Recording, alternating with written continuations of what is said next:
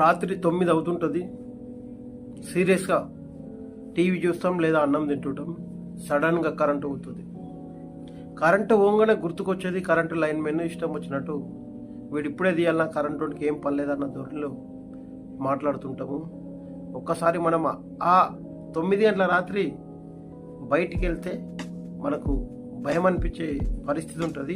అయినా కూడా ఆ సిబ్బంది ఎక్కడ ప్రాబ్లం ఉంది, ఏ ట్రాన్స్ఫార్మర్ కాడ ప్రాబ్లం ఉంది పసిగట్టి అక్కడికి వెళ్ళి తను తింటున్నా తను పండుకున్నా కూడా ఆ పనిని పక్కన పెట్టి మనకు కరెంట్ ఇవ్వాలన్న ఒక ఆలోచనతో ఆ ట్రాన్స్ఫార్మర్ కాడికి ఆ పోల్ కాడికి వెళ్ళి అది సరి చేసి మనకు కరెంట్ ఇస్తున్న కార్మికుడు విద్యుత్ కార్మికుడు. అట్లాంటి కార్మికుడిని వెనుక ముందు ఆలోచించకుండా మనం ఏ విధంగా మాట్లాడతామనేది ఒక్కసారి ఆలోచించాలి. ఈరోజు వర్షానికి మనం బయటికి వెళ్ళి తడిచి వస్తేనే